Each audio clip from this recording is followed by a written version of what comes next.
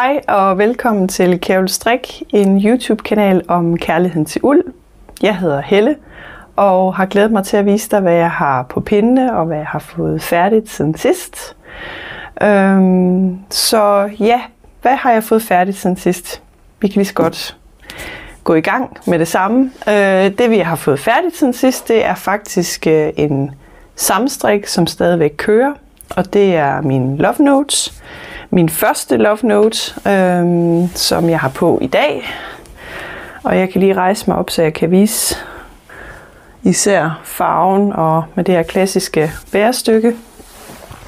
Sådan et lidt fint lace-mønster. Der er mange ting, jeg har lavet. Hvis man også lige kan se det på ærmet. Så hvis vi tager ærmerne først. Det I også kan se, det er... lad os starte med halsen. Fordi de fleste Love Notes, de er jo strikket med en ribkant. Og den har jeg valgt fra. Så den har en større halsudskæring. Og så har jeg et par vendepinde, jeg har strikket på i nakken. Det er Love Noten faktisk ikke født med. Det står ikke i opskriften. Så det har jeg sat til. Og så har jeg strikket kroppen med en ribkant for neden, lukket af med et italiensk aflukning. Og ærmerne har jeg fået lavet, hvor det er en I-cord kant som afslutning. Det kunne jeg godt tænke mig, fordi jeg synes, at når den i forvejen i halsudskæringen havde et andet udtryk, så synes jeg egentlig, at det i ærmerne også ligesom skulle matche lidt. Og det er sådan lidt blevet... Jeg har bare strikket de samme masker hele vejen ned, og så lukket af med en I-cord aflukning. Ja, så det er en I-cord aflukning. Og det gør så, at man får sådan lidt trompeteffekt. Og den der trompeteffekt, den synes jeg faktisk er rigtig fed til den her. Jeg bruger den ikke som en sweater, jeg bruger den mere som sådan en langærmet t-shirt-agtig. Og den er sådan, nu er vi her i slutningen af maj måned, så er den sådan lidt varm. Men den er strikket i en tråd af fru Valborgs Jak Silk Merino, tror jeg nok det er. Det er et håndfarvet garn, som ikke findes mere. Jeg mener, det var, da fru Valborg skulle til at lukke, at jeg valgte at købe noget af hendes garn. Hun har en håndfarve i Sverige, og der købte jeg bare rigeligt med fede, så jeg havde mindst 3 fede. Og jeg vil sige, at jeg har slet ikke brugt fede nummer 3. Jeg har brugt 2 fede. Og endda, der er i hvert fald sådan en små 25-30 gram tilbage af det sidste fede. Hendes fede var så også 120 grams fede, så vidt jeg husker. Men det, der også er rigtig fint ved det her fru Valborg, det er, at man kan ikke se det, men jeg har faktisk ikke alterneret mellem fedene. Jeg har ikke strikket nogle runder med et fed, og så nogle runder med det andet fed, og så ligesom fået det til at blende ind. Det gjorde jeg med min Stockholm slipover for eksempel, for at overgangen ikke ligesom skulle se så markant ud. Men jeg synes faktisk, at som det ser ud her, så jeg kan ikke se der hvor jeg har skiftet garn, så det er virkelig en smuk grøn farve, som er passet bare helt perfekt, og som også, altså de her fede, de har passet så godt sammen, så det var ikke nødvendigt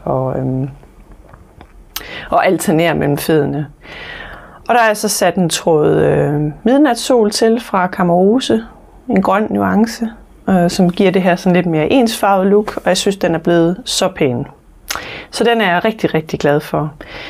Love Noten er strikket i forbindelse med en sammenstrik, der blev sat i gang den 14. april, og det er Charlotte Hårslev, og det er A Lonely Sock Lady, Lone, og så er det Malene fra The Playful Knitter, er gået sammen om at sætte den her sammenstrik af en Love Notes, som man stadigvæk kan være med på. Den blev sat i gang den 14. april, og jeg tror, den løber til og med midten af juli. Så man kan stadigvæk nå at være med, og jeg synes, det er rigtig fedt, fordi det er en af de projekter, hvor man kan sige, jeg startede ud med at strikke den, og tænke, at jeg vidste ikke, om jeg ville blive færdig med den. Og så, så skete der bare det, at den var fantastisk at strikke, og så strikkede jeg bare derudad på den, og blev simpelthen færdig inden for tidsgrænsen. Så det er jeg bare virkelig, virkelig glad for. En rigtig fin og anvendelig langærmet trøje at bruge. Sådan her i overgangen mellem forår og efterår. Hvad har jeg ellers fået færdigt siden sidst? Der er jo gået i hvert fald snart 5 måneder, siden jeg udkom med noget. Det var før jul, tror jeg nok. Jeg udkom med noget sidst. Og jeg tror, at sidste gang, der talte jeg om, at jeg var gået i gang med en turban hat. Eller også så havde jeg talt om det, jeg gerne ville i gang med en eller anden form for hovedbeklædning. En turban hat af Ortro. Og den er kommet til at se sådan her ud. Den er strikket i en tråd, en tråd merino nylon, så det er et strømpegarn fra det hedengangne Birk og Berg i sådan en råhvid, en cremefarvet hvid med lidt nister i, lyserøde nister i. Og så er der sat en tråd silkmo hertil fra A Knitters World. Det er designeren Ortro, der har lavet den her turban hat, som jeg egentlig var mest nysgerrig på, fordi det er sådan en anderledes konstruktion for en hue at være. Og jeg strikkede den simpelthen. Altså det var et fantastisk projekt at strikke på. Jeg strikkede den på 3 dage. Det eneste der er ved, man kan sige, det er sådan lidt fordele og ulemper ved sådan en hat som den her. Den er jo strikket helt aldeles i rib. Og ribben, den går på langs, eller hvad kan man sige, på hovedet af hovedet, og ikke sådan på tværs af hovedet. Så det vil sige, at det der kan ske, når man har den på, det er, at den ligesom glider lidt op af. Men altså, den er rigtig fin ellers, synes jeg, og meget, meget sjov at strikke. Så hvis du vil have sådan lidt et anderledes hueprojekt, så er den her et rigtig godt bud. Jeg synes, den var mega sjov at strikke. Så den er blevet færdig med. En anden ting, jeg er blevet færdig med, det var, jeg har talt om tidligere, at jeg var helt vild med at strikke slipovers. Og efter jeg havde strikket den, der hedder Stockholm Slipover, hvor jeg havde strikket med 2 håndfarvede merino-garner, og så en tråd, jeg tror var det Alpaca 1, eller noget Titicaca fra Holsgarn, havde holdt sammen med det, så var jeg helt hooked på også at skulle strikke en vest mere. Og valget faldt på Moby slipoveren. Jeg synes, det her Moby mønster er bare vildt smuk. Og den er altså også blevet færdig med. Den har heller ikke været så længe undervejs, fordi jeg blev faktisk rigtig bidt. Det er jo diagramstrik og krydsede masker. Det meste af det, og det er faktisk, jeg blev bare rigtig bidt af at strikke efter diagrammet og følge det. Og jeg synes egentlig også, at det garn, jeg valgte at sætte sammen, det gjorde også bare, at man fik bare lyst til at strikke på det og se, jamen, hvordan arter det sig. Jeg havde 2 fede merino nylon strømpegarn, jeg havde købt fra Ullumsorg. Og der har jeg sat i farven andeæg, og der har jeg så sat den her, der har jeg også sat en Kamerose midnatssol til i sådan en lyseblå farve. Og jeg synes simpelthen, for det første så garnerne, de komplementerer hinanden bare så fint, og de fremhæver også mønstret rigtig godt. Jeg har været lidt i tvivl om, altså fordi jeg har hvide og lyseblå skjorter, så jeg har været lidt i tvivl om jeg kunne sætte den til en skjorte, men faktisk så har jeg de hvide skjorter, det er faktisk ikke noget problem. Og en anden ting er også, hvis du har en langærmet t-shirt på, og du sådan ligesom bare lige fryser lidt, så er det faktisk også rigtig fint til at have en slip-over udover. Så den er faktisk også, den er bare helt vild med, den er så flot. En sidste ting, jeg har fået færdigt, det er mit evighedsprojekt. Jeg havde næsten ikke troet, jeg skulle sige, at jeg nogensinde blev færdig med det. Men det gør jeg altså. Og her er det simpelthen, jeg er blevet færdig med mit Twinkle Twinkle Blanket af Helen Stewart. Og jeg ved ikke, jeg tror måske, jeg skal rejse mig op. Det er jo sådan et, jeg tror det er lavet som sådan et babytæppe, hvor at, ja, du kan lave det i den størrelse, du har lyst til, kan man sige. Fordi jeg har jo bare gjort det, altså det er jo sådan nogle små twinkles, altså små stjerner, som egentlig bare, altså det er en mønsterrapport, som bare bliver gentaget, og hvor det er sådan, at tæppet udvider sig indefra og ud. Så du kan jo bare strikke, indtil du ikke har mere garn. Og jeg havde jo så sådan det man kalder, på engelsk vil man kalde det en cake, tror jeg nok man kalder det, sådan en Schreibes whirl og en whirlette, som jeg satte til. Et bomuldsgarn, hvor at der er farveskift i. Det var lidt hot for snart 10 år siden, tror jeg. Jeg ved ikke, hvor hot det er i dag, at med sådan nogle garner, hvor der er farveskift i. Jeg glædede mig personligt til at komme ned til det grønne og det blå. Og så er der den her læskant her til sidst, som man slutter af med. Og lige pludselig egentlig så havde jeg jo tænkt, at det var sådan et projekt, jeg havde med til møder, lange møder, til bilstrik, eller ja, jeg kan huske, jeg havde det med på, da vi kørte til Langeland på sommerferie sidste år. Og der var det faktisk også ved at vokse ret godt. Og så gik jeg sådan lidt.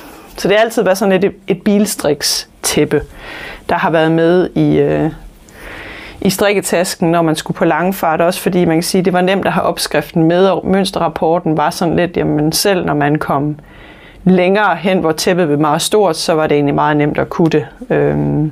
Og lige pludselig så øjnede jeg det der med, at nu kunne jeg snart blive færdig med det. Og så tror jeg bare, at det fik noget ekstra kærlighed, og så skete der simpelthen det, at jeg fik strikket det færdigt. Og ja, jeg synes, det er blevet vildt smukt. Jeg havde egentlig ikke, altså det er nok designet med som sådan et babytæppe. Jeg har ikke brug for et babytæppe mere, men ungerne kan nogle gange godt finde på at bruge det som sådan et legetæppe. Så det, ja. Og det er faktisk det, som jeg har fået færdigt, tror jeg nok, inden for de sidste 4-5 måneder, hvor jeg ikke rigtig har været aktiv her på YouTube-kanalen. Der er sket så meget andet siden sidst. Og jeg har også jeg har købt lidt garn, fordi jeg har fået en bestilling fra en god veninde, som meget gerne ville have en Sophie hood. Nu bevæger vi os lidt op i, hvad har jeg så på pindene. Og det jeg så har slået op til som det første, efter at jeg blev færdig med både med den her love note, men også med mit blanket, så slog jeg op til en Sophie hood, som jo er det her tørklæde, hvor altså det minder jo lidt om Sophie shawl, men hvor der så kommer en hoodie på, som man så kan tage over. Og det kunne min veninde godt tænke sig, så jeg har købt garn. Jeg tror det var hos Smuksak. Og der købte jeg det her Lana Gatto, som vist nok er fra Italien, som er noget det er en kombination af merino og cashmere. Der er 80% merino i, og så 20% cashmere. Og det er blevet anbefalet af en veninde, som også er habil strikker. Jeg har ikke prøvet det før. Det er meget fint at strikke med. Det løber, hvad er løbelængden? Man skal jo have en, jeg tror det er 109. Kan det passe? Nej, 100 meter per 50 gram. Så det er forholdsvis tyk garn. at strikke, men det skal det også være ifølge opskriften. Og det går egentlig meget godt derudad. Jeg tror faktisk, at det er det, der får mest kærlighed lige pt. Jeg har også et par andre projekter, som jeg virkelig har sat på pause. Fordi der var kommet lige nogle andre ting foran i køen, altså blandt andet den her Love Note og tæppet kunne jeg blive færdig med. Men ja, jeg ved ikke helt. Jeg synes Stephen Wests cardigan, som er en Garter Marl cardigan, jeg skulle lige prøve at huske, hvad det var for en, den har ikke fået ret meget kærlighed siden sidst. Og så har jeg stadigvæk en Paul Klee sweater på pindene, og den sker der heller ikke så meget med. Den kræver faktisk, at man sådan... Altså det kræver, ligesom den er lige nu, hvor man skal strikke med 2 farver, så synes jeg, den kræver, at man sidder meget det samme sted. Så man kan ikke ligesom gå til og fra den på samme måde. Det ved jeg ikke, om det giver mening, når jeg sidder og siger det. Men det er ikke sådan et strikketøj, man bare lige hurtigt kan lægge fra sig. Og så kan man beskæftige sig med noget andet. Eller så kan man lige hjælpe ungerne med noget osv. Sådan tænker jeg det ikke. Det er sådan et strikketøj, der kræver lidt mere ro. Og sådan tid. Og det er der heller ikke noget galt i, men jeg har simpelthen bare ikke kunne komme videre, og jeg har stadigvæk også lidt det der med, er det nu blevet godt nok med den der trådspænding?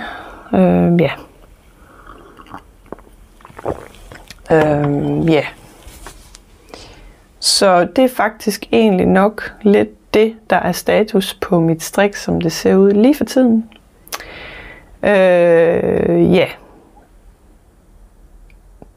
Det tror jeg. Ellers så, jeg er jo også en, der har skrevet en bog om Nanna Aakjær, og så er jeg begyndt at holde et foredrag om hende. Jeg havde min foredragsdebut, det var jo faktisk allerede forrige år, men sådan for alvor kom ud med foredrag, det kommer sådan lidt drypvis her i løbet af 2025, og det glæder mig til. Det er dejligt, at jeg bliver engageret, og glæder mig bare til at kunne fortælle mere om Nanna. Og det, der også sker nu, det er, at bogen den kommer officielt snart til salg på Jenle.dk's webshop. Det vil sige, at Aakjær-selskabet begynder snart at sælge den, fordi nu kommer den også ud til Aakjær-selskabets medlemmer. Så det er ikke kun igennem mig, I kan købe den. Hvis det er, så er det også på Jenles webshop. Igen, hvis du mangler en foredragsholder, så skriv endelig til mig, så vil jeg gerne fortælle nærmere om det. Jeg vil meget gerne ud og holde foredrag om Nanna og fortælle vidt og bredt om, hvad hun var for en fantastisk kvinde, kunsthåndværker, digterhustru og formand for den lokale kvindevalgretsforening. Så det er så nok lige, jeg tror faktisk det er det for nu, og jeg føler det er gået lidt hurtigt. Men det kan jo være, at der dukker noget op, jeg skal have tilføjet, så det var lige et lille indslag fra mig af.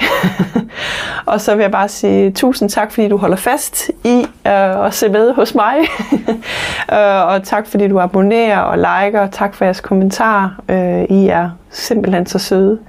Jeg håber, at du selv har kunnet nyde en stille strikkestund eller kreastund her. Og jeg siger tusind tak igen, fordi du gør det i selskab med mig. Det er jeg virkelig glad for. Ha' det godt. Tak for nu. Hej.